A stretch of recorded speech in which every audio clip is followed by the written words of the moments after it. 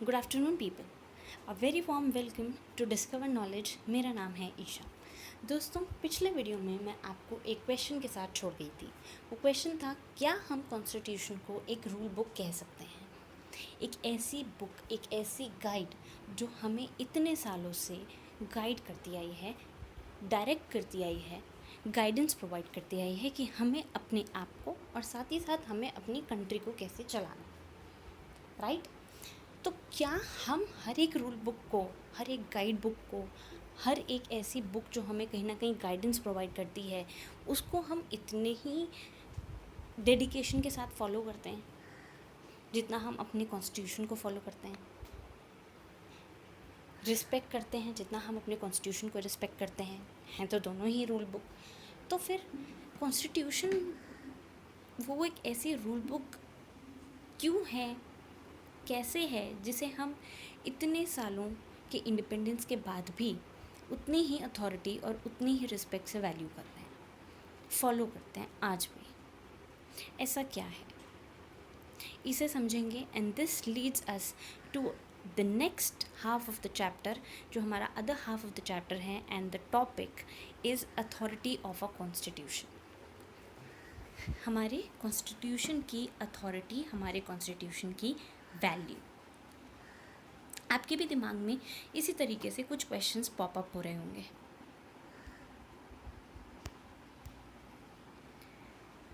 What is a constitution? क्या हम constitution को सिर्फ एक रूल बुक, एक गाइड बुक के तौर पर डिफ़ाइन कर सकते हैं, या क्या कॉन्स्टिट्यूशन की और कोई डेफिनेशन हो सकती है? दोस्तों, क्या सिर्फ ये एक बुक है जो कि basic rules of the country specify करती है? तो फिर ऐसे कंट्रीज़ जहाँ पे ये रूल बुक इनफैक्ट रिटन भी नहीं है, वो अभी अपने कॉन्स्टिट्यूशन को उतना ही फॉलो और रिस्पेक्ट कैसे कर पा रहे हैं? क्योंकि हम कहते हैं ना, जो चीज़ रिटन फॉर्म में होती है वो ज़्यादा वैलिड होती है, ना कि जो कि ऐसे ही बोली जाए और सिर्फ मेंशन्ड हो, सिर्फ लिखी, कहीं ना कहीं सिर्फ बताई जाए कि हाँ ऐसा होना चाहिए, ऐसा करो।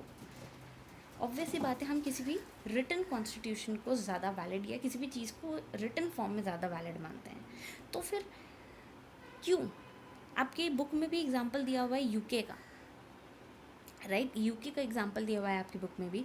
तो ये जो एग्जांपल्स हैं, ये जो फिर इंडिया का कॉन्स्टिट्यूशन भी कहीं ना कहीं हम कहते हैं अभी भी आजकल के समय में, अगर आपने बिल्कुल न्यूज़ फॉलो करी हो, तो आजकल के समय में भी हम ये कह सकते हैं कि इंडिया का कॉन्स्टिट्यूशन खतरे में है तो वो भी रिटन। और इनफैक्ट इंडिया का कॉन्स्टिट्यूशन तो वो है जिसको एक लाइक अच्छा एग्जाम्पल माना जाता है। फिर क्यों है ऐसा कि हम कॉन्स्टिट्यूशन को इतना वैलिड माने, रिटन और अनरिटन? ये क्या सिर्फ मेरली एक रूल बुक है? क्या मेरली ये एक डॉक्यूमेंट है?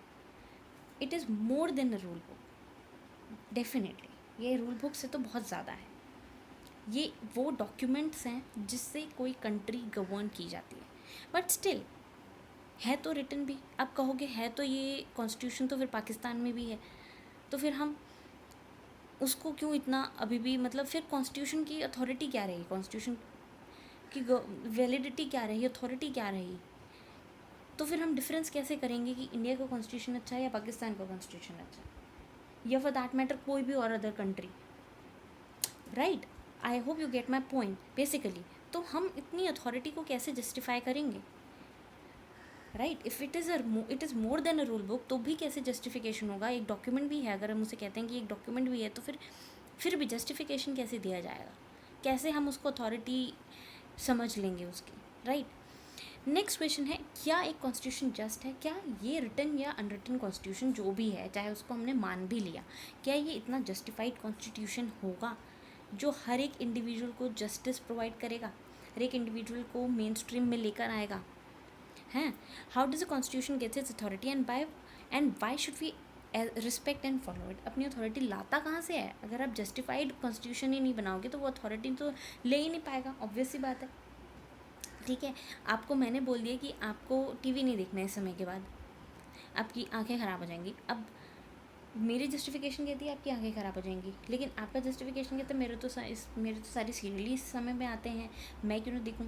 तो फिर वही बात हो जाती है, हम लोगों के क्या है, जस्टिफिकेशन, हम डिफरेंस ऑफ ओपिनियन रख रहे हैं, राइट। नेक्स्ट, एक कॉन्स्टिट्यूशन इफ़ेक्टिव कैसे है, इतना। तो ये सारे तीनों क्वेश्चंस जितने भी हैं, इनके आंसर्स लाई करते हैं इस कॉन्टेक्स्ट में, उस बैकग्राउंड में, कि कैसे कॉन्स्टिट्यूशन बना, कॉन्स्टिट्यूशन को फॉर्म करने का बैकग्राउंड क्या था, उसकी हिस्ट्री क्या रही, ठीक है, उसको कह सकते हैं उसका बैकग्राउंड कल्चर क्या था, राइट। तो इस तरीके से हम आगे आने वाले टॉपिक्स को समझेंगे, और ये तीनों चीज़ें, यही तीनों क्वेश्चंस हम कवर अप करेंगे आगे के टॉपिक्स में, राइट। नेक्स्ट टॉपिक आपका है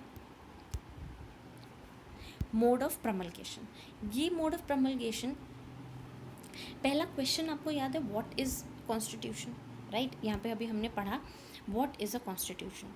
वो एक रूल बुक है, वो एक डॉक्यूमेंट है, वो तो रिटन भी है, तो वो अनरिटन भी है, तो फिर कैसे हम कॉन्स्टिट्यूशन की अथॉरिटी और वैलिडिटी बोल सकते हैं। इसी टॉपिक को हम कवर करेंगे इस टॉपिक में, जो कि है मोड ऑफ प्रमलगेशन। प्रमलगेशन मीन्स बना कैसे, हाउ वॉज इट मेड, बना तो आखिर बना कैसे, राइट। मैं आपको यहाँ तक छोड़ती जा रही हूँ, आप इसको आगे समझिएगा, रीड करिए, पढ़िए, कोई डाउट हो, कोई क्वेश्चन हो, मुझे कमेंट सेक्शन में लिख सकते हैं। Thank you so much.